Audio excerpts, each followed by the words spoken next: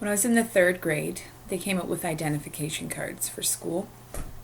And I remember going with my parents and trying to think of what I should put for my weight category. Because already by third grade, I was morbidly obese for my age group. And that was a common occurrence throughout my life. I've always been the fat girl. I've always had a struggle with my weight and what do I say? I didn't go skiing in grade 7 because in order to get the skis at the rental shop, you have to tell them what your weight is. That held me back from so much of my life and out of fear for what would have come. And yet here I'm sitting at a place when I don't have that anymore and I'm into almost a healthy BMI. And so I was wondering this weekend and thinking about coming up for the next topic about how that can be. What's so different about this time around? When I've always been struggling with my weight and all of a sudden now I'm not. I seem to, I definitely have my ups and downs and I have my days when sometimes it's more difficult than others. But that constant struggle that has always been there and always been a part of who I am and my identity is gone. And I wonder what is so different. It's not like this is the first time I've tried a diet. It's not like this is the first time I've been part of a group or in a program.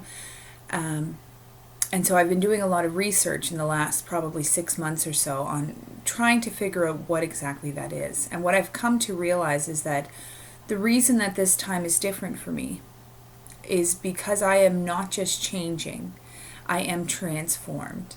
Like a butterfly after it was in a cocoon as a caterpillar and comes out with beautiful wings, when your mindset can change and become transformed, there is no going back to being the caterpillar anymore, right? And if you shift and change your mind, there is no going back to that old version of yourself. So in the previous attempts I've had to lose weight, it's always been, if I get through this, if I get over this, then I can just go back to the way it's always been. This time, the difference for me was that I didn't want to be that always been ever again.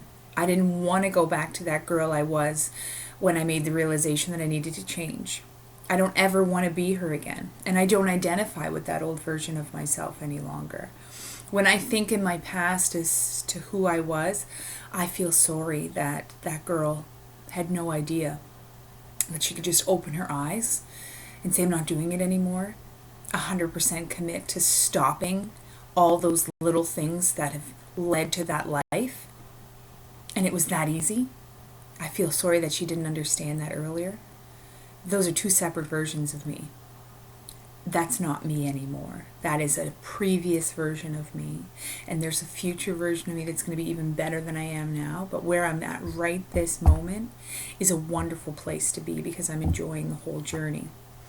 And what has changed and allowed me to be successful here when I wasn't successful at Weight Watchers. I wasn't successful at Weight Loss. I wasn't successful following a nutritionist guidebook or going to gym classes or keeping up with my schedules of 6 a.m. workouts. Those things I always failed at, and yet for some reason I'm not failing in this journey. And the reason is because I made a commitment. It wasn't just a waffled idea back and forth as I'll commit right now for this amount of time. I can maybe do a year, I can maybe do 6 months, I can maybe do a week, and then, there'll be a treat because it's Christmas or it's because it's a birthday. I said, no, I'm committed to no matter what, even on those days when it's a birthday. We're going to a birthday party this afternoon. I have my cake already. Cake I made that I know I can eat all the ingredients. It's not going to put me into a sugar crash. I pre-plan so that I am prepared for all these outcomes. And when my mind starts going down that negative road of like, you can't do this, or, what a waste of time, or how much work it is, or you don't have time for all these things, I have the strength and the control now to tell my mind, no, stop going there. I'm not going to get into that headspace. I'm not going to allow my mindset to go there. The difference this time is that I have faith. And for me, as a religious person, faith has a different meaning. But the real definition of faith is just believing what you don't know, something you don't have confidence in, something you can't see. And if you can believe in something that you have absolutely no proof in, that's faith. And physics, neuroscience, religion, and spirituality all tell us that what we think becomes our reality. All that exists in this world outside of nature was once in somebody's mind. It was once an idea that they thought of. This chair I'm sitting on only exists because somebody thought, hey, what about making a chair that somebody could sit on? And so the power of your thoughts is unbelievable and undeniable. If you can think something, then it can become a reality. So when I first started my journey, as much as it was very difficult for me to think that way because it was against what seemed to be my nature, I would think, you will get to your goal weight. The weight will shed off of you. And at 485 pounds, as I'm walking down the street struggling to breathe, that was sometimes really challenging. But the reality of my thoughts going there, then one day it just kind of clued in that I was there. The weight was shedding off of me. People were making noticeable comments about how different I looked.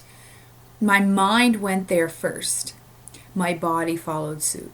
And so if we can remember how powerful the power of our thoughts is, then we can make unbelievable changes. Nothing becomes impossible. If you can think it, you can make it a reality. And if you're going to think down that negative path, then that is your reality. Because there's a very famous quote of the person who thinks that they can do it and the person who can't are both right. Because it's all depending on what your mind sets for you, and the physical follows afterwards. So this week at our group, we're going to be talking about the power of positivity, some scientific studies that can show and prove just how unbelievable our brain power is. We have a brain that we use 10% of. If we could tap into that rest, that 90% of our brain, can you imagine the kind of amazing things we could do? And that's not just heebie-jeebie. That's not just wishy-washy beliefs. That's science. And so we're going to be focusing on that this week. And if anybody's interested, we would love to have you come and join us.